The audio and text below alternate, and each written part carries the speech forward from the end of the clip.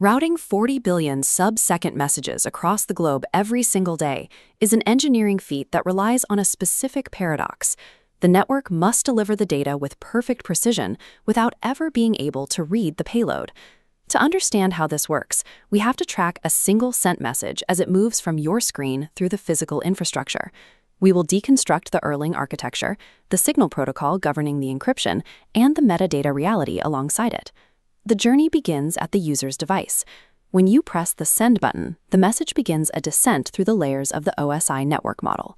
At the application layer, the raw text is formatted for the system. It then hits the presentation layer, where it is immediately encrypted, transforming the legible text into a cryptographic string before it ever leaves the device.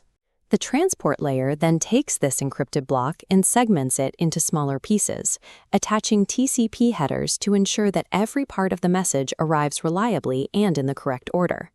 Finally, the network layer wraps these segments in IP addresses.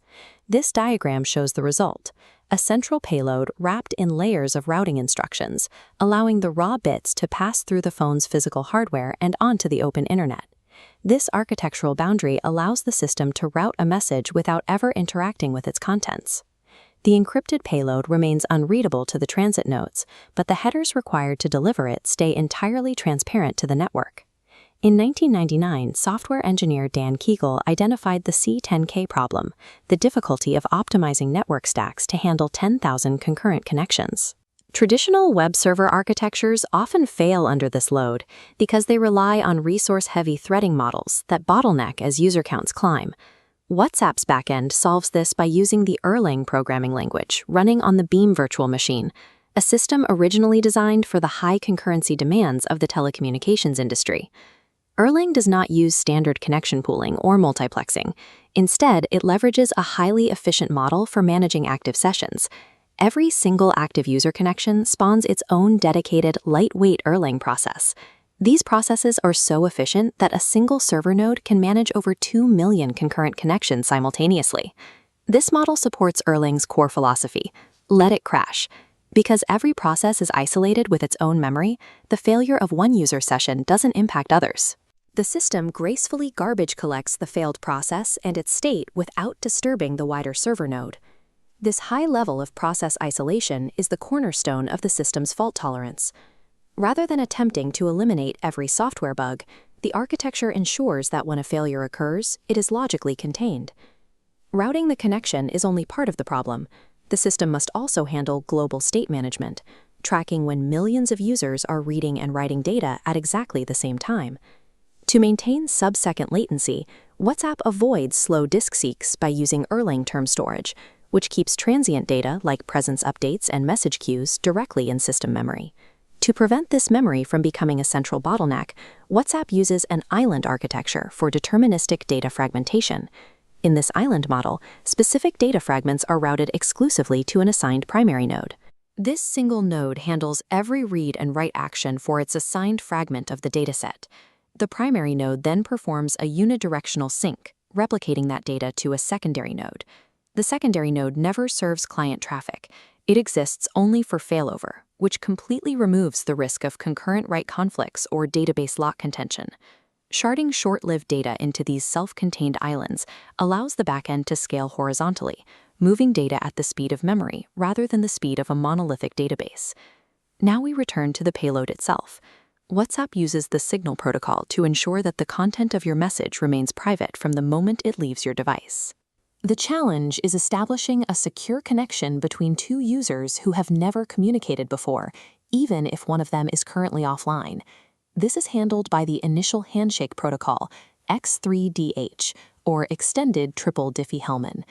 To start a chat, the sender's device fetches the receiver's long-term identity key and a medium-term signed pre-key from a central server.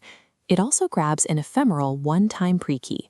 This adds a layer of randomness that ensures this specific session is unique. The sender then performs a series of Diffie-Hellman calculations using these keys to generate a single unified root key. This diagram shows how these disparate keys funnel together to create a shared secret. Because the receiver has the private halves of those keys, they can perform the same math to reach the identical root key. Both parties establish a shared mathematical foundation without ever transmitting a private key across the network. If the conversation relied on a single static key, a compromise of that key would expose the entire chat history. To prevent this, the protocol uses the Double Ratchet Algorithm to continuously update and destroy encryption keys as the conversation progresses. Think of it as two interlocking gears. The top gear is the asymmetric ratchet. It turns one click every time you receive a reply, exchanging new public keys to generate a fresh chain key. This new chain key is the starting point for the next messages. The lower gear is the symmetric ratchet. It spins once per message sent. It takes the current chain key and feeds it through a hash function to produce a unique message key. This one-way key derivation function ensures that once a message key is used to encrypt a text, it is destroyed. Because these ratchets use one-way mathematics, an attacker who steals a key today cannot use it to calculate previous message keys, providing forward secrecy. Similarly, as soon as the gears turn again, they cannot calculate future keys, ensuring post-compromise security. The cryptography protects the payload, but the routing infrastructure still requires legible headers to function. This generates structural metadata: your IP address, the timestamp of the message, the frequency of your chats, and the size of the data packets.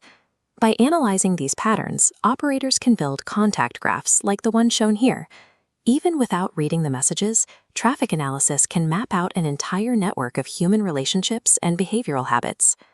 Group chats complicate this further. WhatsApp uses server-side fanout, where a sender uses sender keys to encrypt a message once, allowing the server to duplicate the payload for every group member efficiently. The perimeter also extends to cloud backups. If your messages are backed up to iCloud or Google Drive without encryption, the entire chat database is stored in a format accessible to the cloud provider. WhatsApp offers end-to-end encrypted backups to solve this. If enabled, the encryption key is stored in an HSM, a backup key vault that uses hardware-level locks to prevent brute force password attempts. While the Signal protocol ensures that the message content is unreadable to anyone but the recipients, the structural metadata, the participants, the timing, and the frequency, remains a persistent record for the service provider. Erlang provides the scale, and Signal provides the mathematical privacy, but your individual configuration determines the security of your endpoint. Take URL link previews, for example. Generating a preview sends an HTTP request to a third-party server, effectively leaking your IP address to that website owner. You should manually disable link previews in your advanced privacy settings to prevent this metadata leak. To limit local data persistence, use the View Once feature for sensitive files and disable Save to Photos to prevent media from cluttering your unencrypted device gallery. High-level transit security is irrelevant if someone gains physical access to your device. Enabling a biometric app lock ensures that the decrypted database remains protected at the endpoint. Privacy on a network of this scale is not a passive feature. It is an active, ongoing configuration of your personal operational environment.